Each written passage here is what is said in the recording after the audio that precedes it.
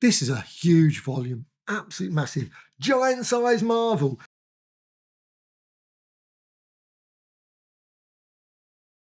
And it includes most of the giant size, not all.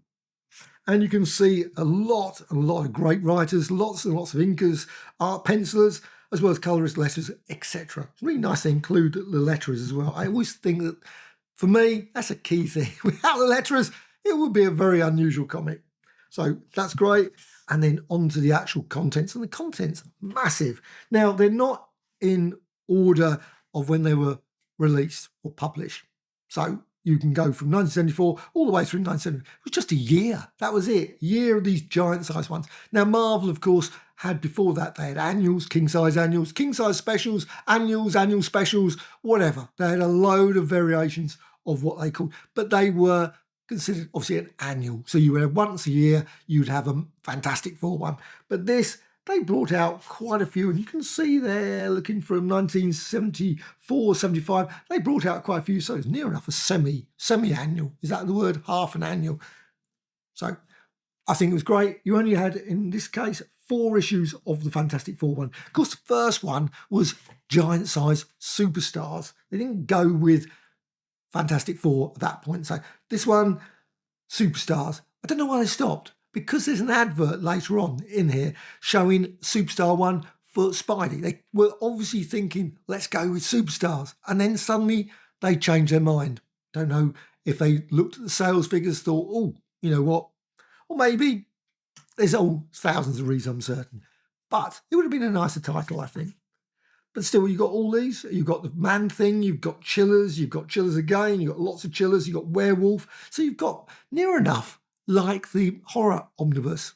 This, in a way, is the horror omnibus volume 3 that we never got, which I was slightly miffed off that they never released a horror one. But you've also got the Defenders ones, and also, of course, now, weirdly, Captain America didn't get one. See, some, like Iron Man, I think they did have them, but they would have just reprints. They didn't create any new stories. All these ones are just the ones that have got original stories.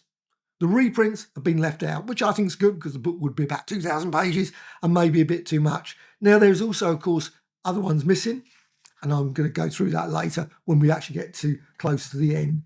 But you got here, Mind of the Monster. This was the first one, the Superstars one. What a great one to start with. You got the Hulk versus the Thing, but not just that. You got a twist where you got the transfer of the brains of those. So you've got a battle between the Thing, who suddenly becomes near enough superpowered, takes out the Hulk. And of course, you've got Thunderer coming in as well to have a bit of a mix there. She doesn't realise, of course. And also, of course, the Fantastic Four eventually turn up. This, in many ways, is near enough a Marvel 2-in-1 story, more than an actual Fantastic Four one. But it's still pretty good. Look, I mean, dramatic imagery there. But here it is, giant-size superstars Spider-Man. No, there never was a giant-size superstars. They did that quite often. You had the odd advert, and I love the omnibus editions to include those, but it also includes these great pages here as well, which I think are always wonderful editions. I'm always disappointed when they leave them out. And you've got this one as well, which is great. The gallery, a rogues gallery. Obviously a Mole Man. Now, I think these were probably from the King Size Annual number 1, or Annual number 1, whatever it was called at that point. But you've also got this edition as well, which I'm quite certain was not in it. But you've got the covers as well, of course, of these. This one now, giant size Fantastic Four, and it does group the Fantastic Four ones together. So you've got this one, which is a refined story. I love that story.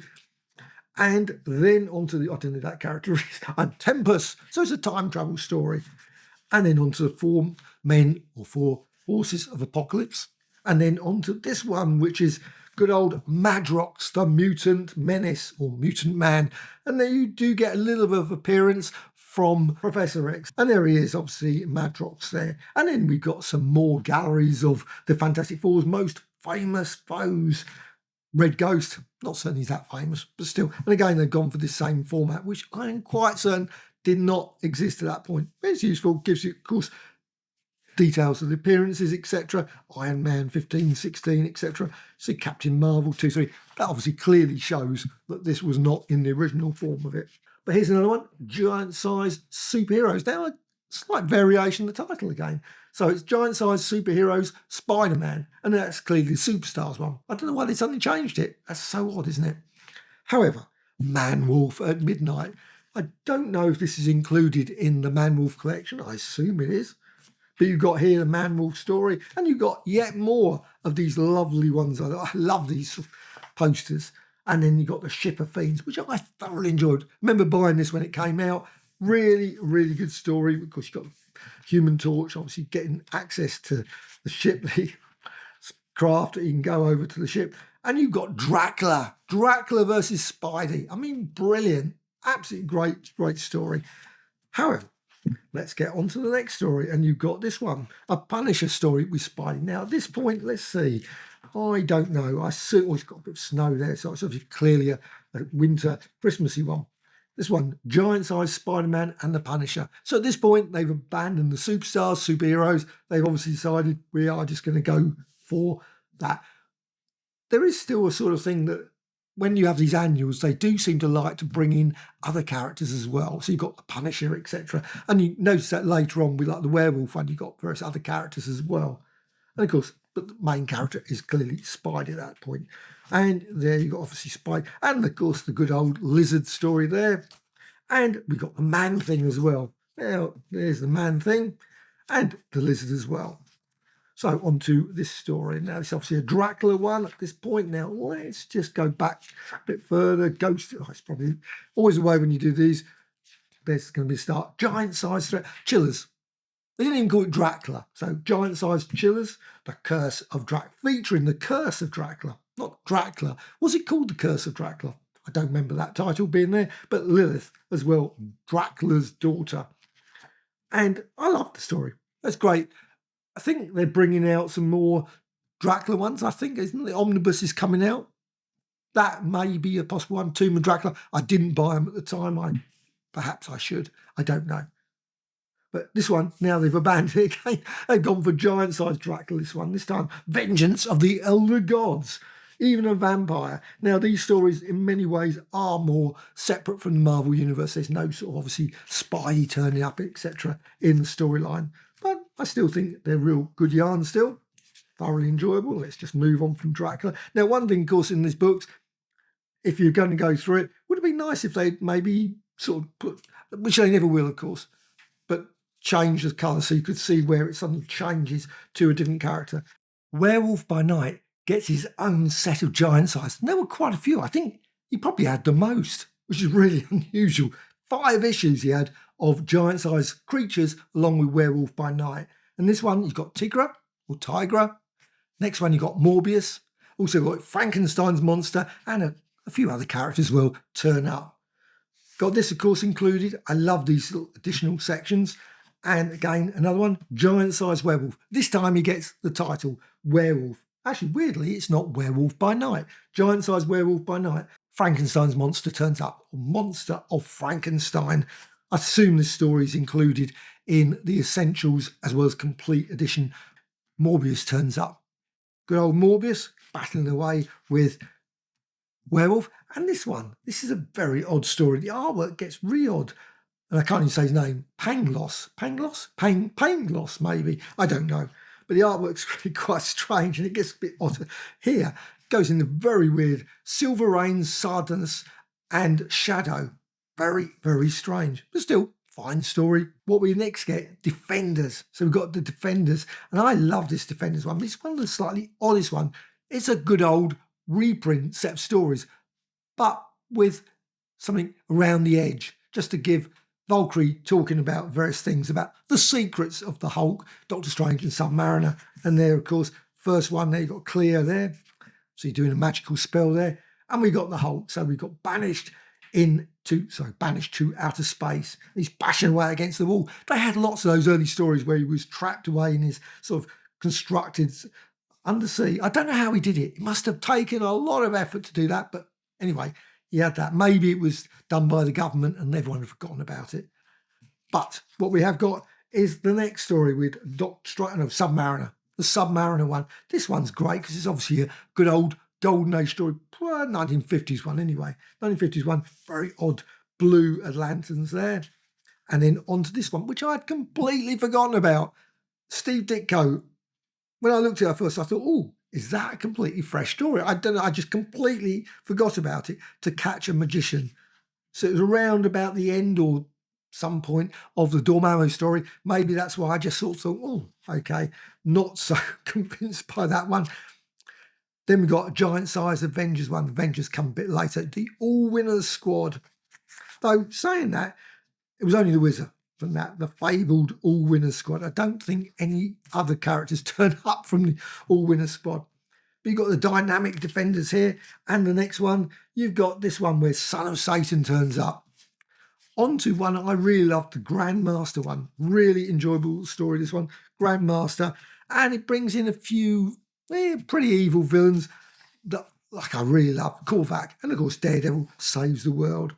Lovely Christmassy scene there, a wintry scene there. And this time you've got this Squadron Sinister with the Defenders. Now, that was issue 4. Oh, Defenders had 5 as well. I didn't realise the Defenders had 5. But this is a great one.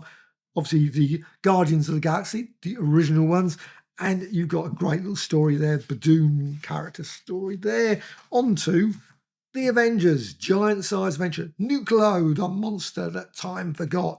And you've got bonus Captain America and Human Torch, though I guess that they obviously do feature them. But for me, it was mainly, of course, introduction of Wizard, good old Wizard. It was good. I really enjoyed that. And you got obviously the Scarlet Witch there. Onto one I really, really loved. I loved this period with Kang. This was obviously Kang, Ramatat as well, and the Celestial Madonna story. Just absolutely brilliant. Giant size Avengers. I remember buying this up at Dark They Were and Golden Eyed, because I think at this point, a lot of these I think I probably bought up at good old Dark They Were and Golden Eyed. I don't know if they were regularly in the shops. I can't recall buying them in my local sort of newsagents and things. I think these ones were more from Dark They Were. Of course, we didn't have Forbidden Planet at that point, I don't think. Now, Avengers Reassemble, again, another little great article. But it was just a great, great yarn. Of course, it's got Kang there. As always, of course, he's got his force field that he can use. And you've got the Swordsman there and the Celestial Madonna. Obviously, there.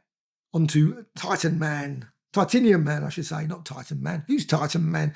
And you've got good old Dormammu as well. Everyone turns up in a lot of these stories. But then we're on to this one, which is the giant-sized Man-Thing. And also the Glob. I mean, what a great battle. The Glob versus Man-Thing. And maybe they could have wheeled in the Swamp Thing. Why didn't they have a DC special with the Swamp Thing versus Man-Thing? We would have had a good story there, wouldn't they?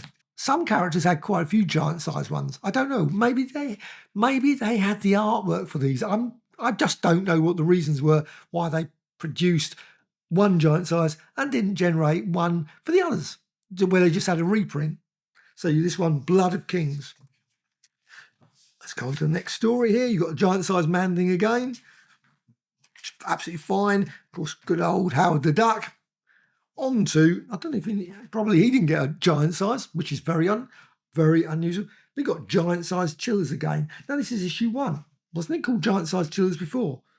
I thought there was a giant sized chillers. Anyway, maybe I'm confusing the titles. There's lots of these giant sized creatures, so clearly it wasn't always the title of the character in the story. And this one's made up of a number of stories. So you've got sort of more like a standard monster story, but they were original stories. They wouldn't. I don't know if there were any actual reprints included in the original comic. The artwork as well, very unusual. This one, really good. You got there Mark Lombo, an artist I'm not particularly familiar with, and Doug Munch, of course. There, this one, Gilt Edge gnomes, very unusual. On to the next one, the giant-sized supervillain team-up, a series that I actually genuinely enjoyed. I think there's some collections for those. I remember buying it when it came out as well. Of course, Doctor Doom and Submariner, they've had a long checkered career where they've been battling each other, where they join forces every once in a while. And you can see, of course, at that point, he's got his costume that he had. It's the classic one that has to be in here, doesn't it? The giant-sized X-Men Deadly Genesis. And this is when all the characters... Now, I don't remember seeing this at the shop. I wish if I had, I would have bought a couple of copies, wouldn't I? Because it's become, of course, an immense, massive collectible. I noticed online there was a copy going for about 2,000 or 3,000 quid. So, and I really love these characters. Now, I have to admit, I didn't pick these stories up until issue 109. I did go back and pick up some of the early ones, but I didn't get this one. I suspect by that time, this issue was probably starting to become quite expensive. I remember getting issue 101, 102, those sort of ones. But the earlier ones, no, didn't get those. Didn't get this one either. Great story.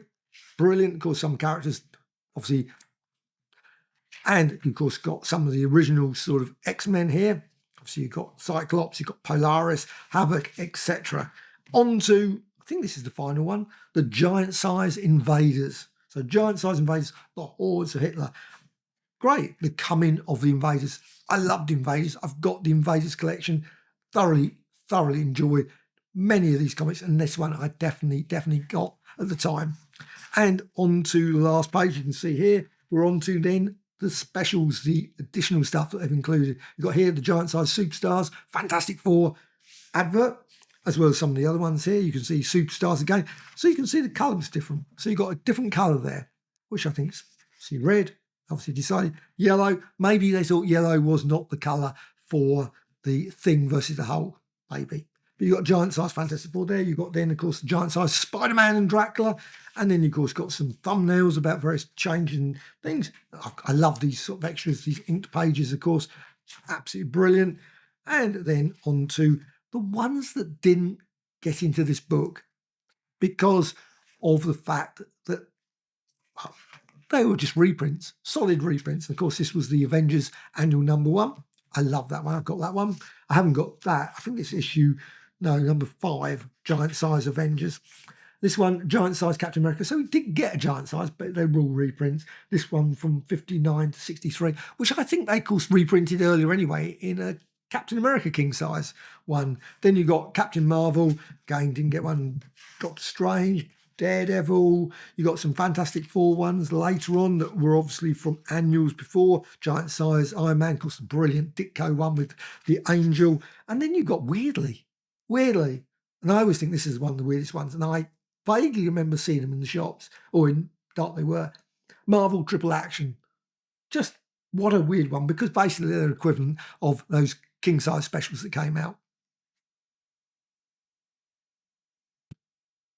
So I said just always a bit of an odd one. This one's an odd one as well. Giant Size Power Man. I suppose they didn't bring out a giant size Iron Fist or giant sized, and I'm just going to get to that bit, the Master of Kung Fu. Also, of course, Conan. And also another one that comes to mind, Doc Savage. There's a couple of things like a Doc Savage special. Now, again, that was only a reprint of issue 1 and 2. But Spider-Man faced Doc Savage in one of the stories. And sadly, that's not included because obviously of license reasons. But it is a pity. And also you got this one, Giant Size Spider-Man. I assume this is annual 5 or 4. No, it was annual 4, it says there. And of course, we've got a Giant Size X-Men, number 2, and that's again, this one's issue 57, the lead story, 58, 59, etc. And also Giant Size Thor, again, didn't have an original story. It always makes you wonder why some had original stories and why some just had just reprints in them. This is an absolutely huge volume from Marvel. Giant Size Marvel, the Marvel Omnibus, 1,272 pages this includes. It weighs a ton. Some great stories all the way from Giant Size Superstars, issue 1, which also then was Fantastic Four 2 to 4. Also Giant Size Invaders, issue 1. Also Giant Size X-Men #1, of course, and a classic one. There's also some Avengers, Dracula, Werewolf by Night, and Man-Thing, and many, many others, including this. Brilliant artwork throughout. Beautiful restoration as well, as ever. Now, this book costs $150.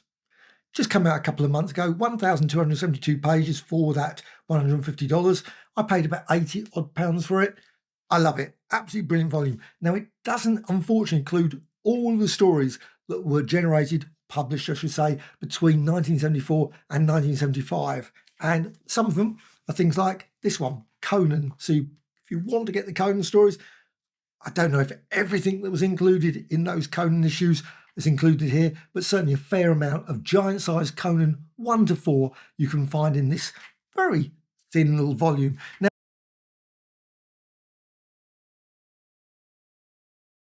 Now, others I haven't got, so I can't show you. Unfortunately, the Doc Savage one, I would love to have those. I don't know why they were never included in the massive Doc Savage omnibus that came out. Obviously, the colour ones would have been absolutely brilliant, but they just included, obviously, the black and white ones. Now, I haven't got many giant size. I bought loads at the time. Here's one of them, Giant Size Defenders. You can see the issue there, and it's a good story, really good story. I love this copy. And this one also includes, obviously, got there the Defender story, but it also includes a Daredevil story at the back. And a perfectly reasonable one with Nighthawk character here. Quote, the Nighthawk there. You've got the Nighthawk storyline from Daredevil. I can't remember what issue it was. Daredevil issue 62. Now, I assume that many of the various giant size included that. I can't really particularly recall if they included reprints or not.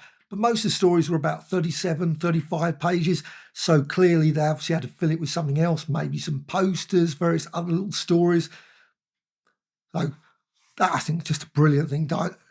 Well, actually, also the price was quite reasonable. I thought 50 cents. I can't remember how much. I think it was probably 35 cents to buy the actual, just the standard copies at that point. But still, on to some other ones that are not particularly giant size, but they're the earlier versions of these ones. This is the king size special. Now, I don't know at this point, these were annual ones, twice as many pages, twice as many thrills, which is basically what this is. So it's still a sort of giant size one as well. The origin of Green Sing there, Enter the Chameleon. And I don't think there wasn't a Hulk giant size. If there was a Hulk one, it probably would have had reprints in, I'm quite certain. But you've got here, of course, got the poster, mint, a Marvel Masterwork poster, and also another king size special. Now, they did vary the names. You had like annuals and whatever. They were obviously released every year. Looks like the giant size specials near enough were like every 4 months, every 6 months, that sort of time. So it wasn't an annual thing. It was a more frequent one. And also another one, sort of king size annual, that sort of period as well. I can't remember. This was 1977. So a couple of years after the giant size ones. But I guess, of course, if giant size had still been continued at that time, then we would have had that one. And also, of course, Marvel brought out these, which are similar sort of things as to the giant size ones. This one is Marvel Superheroes one, of course, Daredevil, Incredible Hulk, and of course the X-Men and Submariner. I love these issues. Marvel Superheroes, Marvel Tales, as well as Marvel Collector Item Classics. Just brilliant, brilliant stories. So that is a few sort of similar things to the giant size one.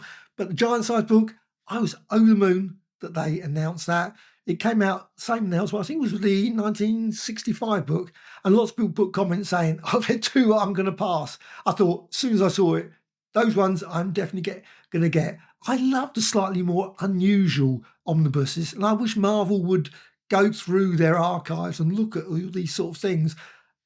Some of the stories, of course, probably have been reprinted in other omnibuses, but that doesn't worry me. In some cases, I haven't got them, so it's not a big deal. But even if it is, I think it's just nice to have a sort of massive volume, a sort of complete sort of look at a particular period of Marvel. I can't think offhand what sort of things they could bring out, but I still think that they could bring out an oddities volume. I don't think they would call it that. Maybe a rarities volume, because they did have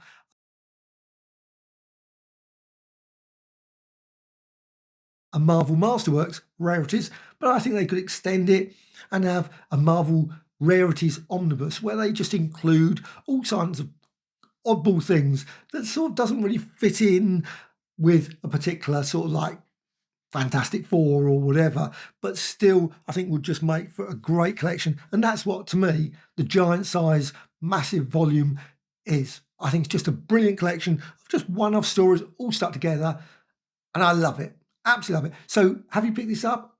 You're not going to pick it up. Please let me know in the comments, because I know from comments I've seen elsewhere, a lot of people saying, oh no, I'm not really interested in that. But I think it's a great volume, and one that, well, I'm really pleased I picked up for what I think is quite a decent price for a really massive volume. So a like or dislike, always appreciated. Please subscribe. Bye.